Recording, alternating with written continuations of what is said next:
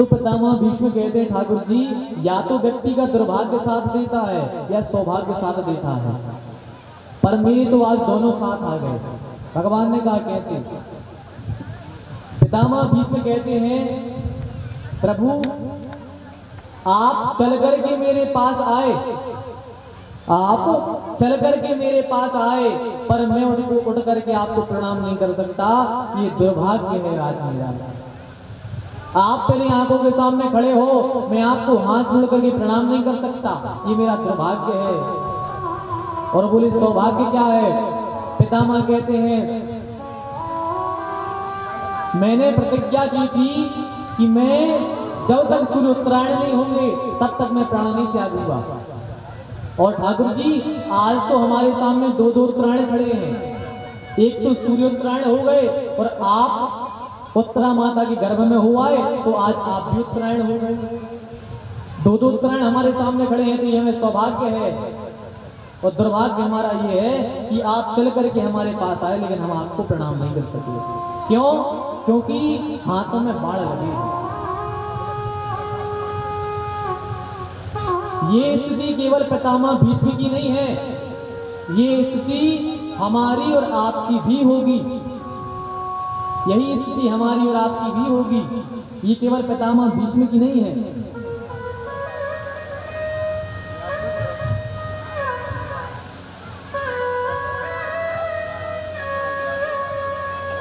इसलिए भगवान ने यदि अच्छा शरीर दिया है तो दौड़ करके भगवान के मंदिर हुआ, तीर्थ यात्रा कराओ, भगवान की कथा सुनाओ। क्यों?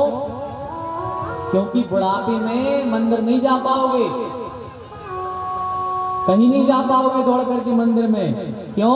क्योंकि बुढ़ापे में पैर में बाण लग जाएगा, कठुआबाद हो जाएगा, कठुआबाद का बाण लग जाएगा। अभी अच्छे हाथ हैं तो झूम झूम कर भगवान की कथा में ताली बजा लो। अंत समय में ताली तो ठीक है, तो अपने मुंह पे बैठी माछियां भगाते हैं।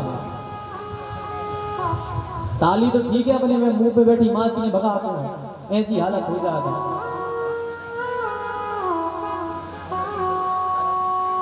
पड़े हैं पलंग पे, घींच लटक गई पलंग पे से, अब कहूं 2 घंटा में मोड़ी मोड़ा देख लेंगे दादा घींची लटकी है, सीधी कर दें तो कर दें, लटके लटके मारे जाए।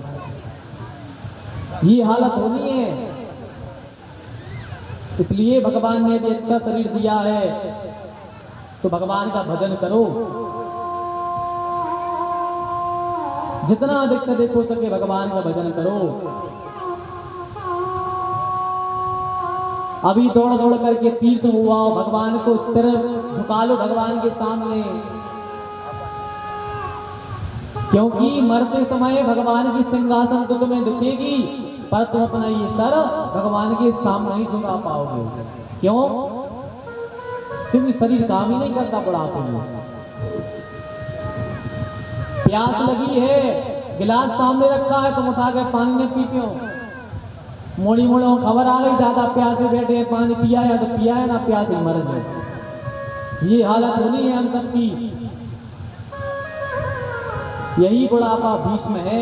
इसलिए जितना अधिक से अधिक हो सके अभी से भगवान का भजन प्रारंभ कर दो।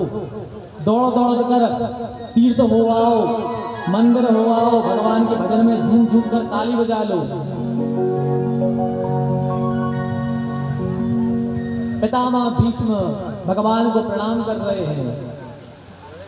पितामह भीष्म की मृत्यु तो भैया फिर भी बन गई। इतने सौभाग्यशाली थे कि मरते समय ठाकुर जी दर्शन देने आ गए। देहांत काले तुम सामने हो, मुरली बजाते मन को लुभाते, यही गीत गाकर मैं नाथ त्यागूं, गोविंद दामोदर माधव। इस प्रकार से पितामह भीष्म ने भगवान की प्रार्थना की है। अच्छा, भगवान मिलने क्यों गए? पितामह से मिलने क्यों गए? क्योंकि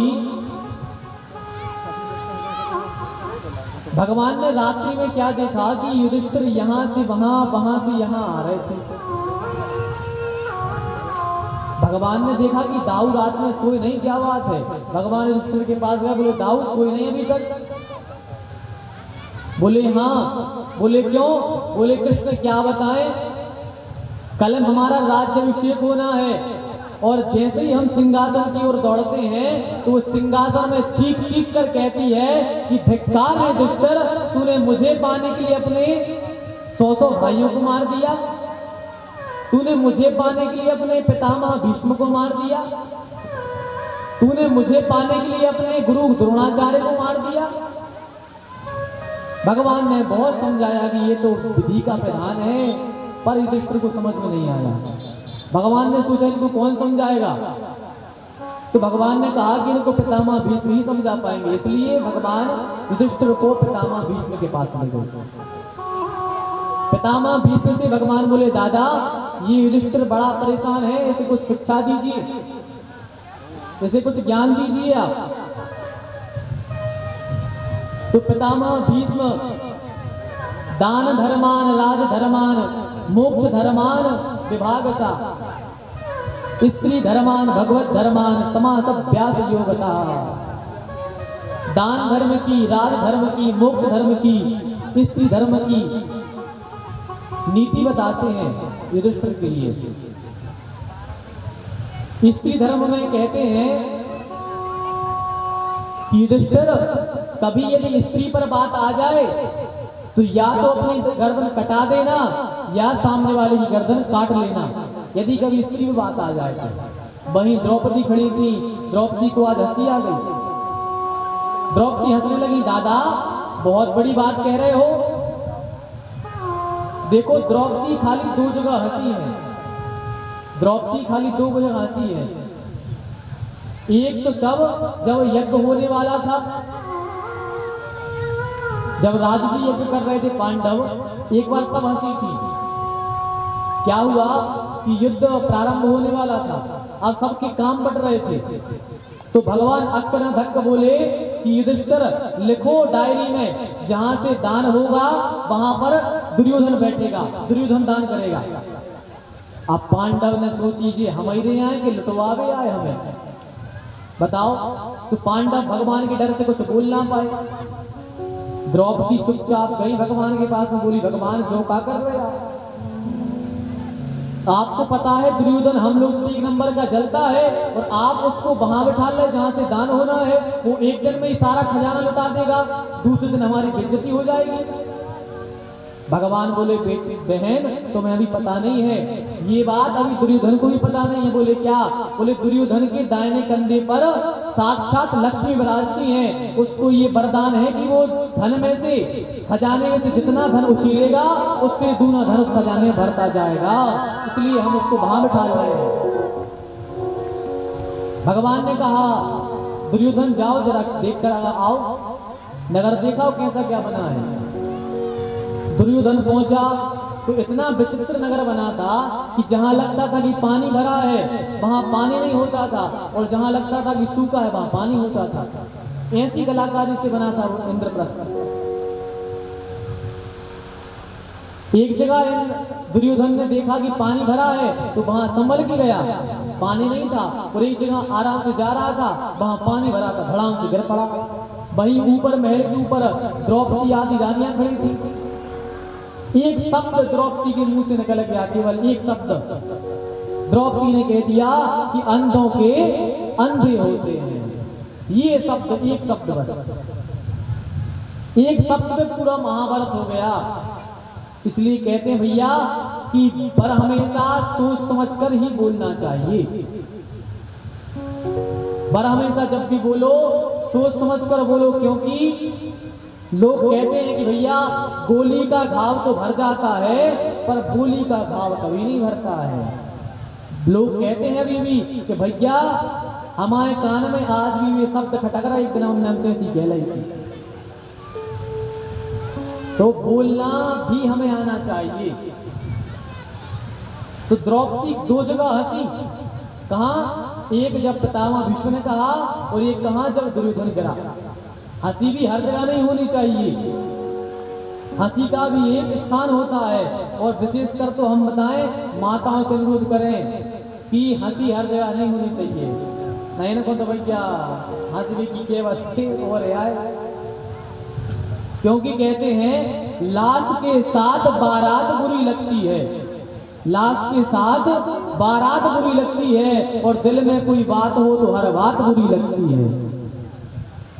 हंसी हर जगह नहीं होनी चाहिए। अच्छा जैसे कोनो के घर दस्तौन होए और अपन सब मिल के चले जाओ, कहते हैं राम नाम सत्य है, राम नाम सत्य है, राम नाम सत्य है, अच्छा लगेगा बताओ? नहीं लगेगा। और जैसे कोनो की आरती चली जा रही हो और अपन जब डीजे बजा दें आए हम बाराती, बताओ अच्छा लगेगा? नहीं लगेगा। तो हंसी भी हर जगह नहीं होनी चाहिए।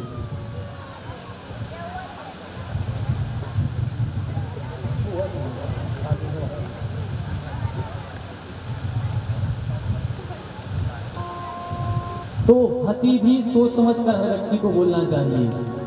एक 5 मिनट की कथा और सुना दे, उसके बाद में विश्राम करेंगे, क्योंकि समय भी हो गया है और व्यक्ति भी एक कार्य कैसा कराएगा। तो हमें जीवन में 3 चीजें दी आ जाएं तो हमारा जीना सार्थक हो जाता है। श्रूयतां धर्म सर्वस्वं श्रुत्वा चैवावधारताम् आत्मना प्रतिकूलानि परेषां न समाचरेत्।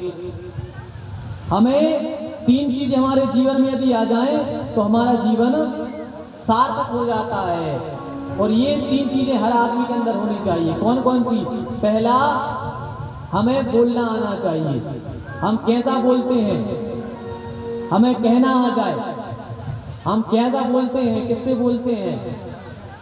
आजकल तो व्यक्ति परिवार में भी विवाद कर लेता है छोटी छोटी बात पर।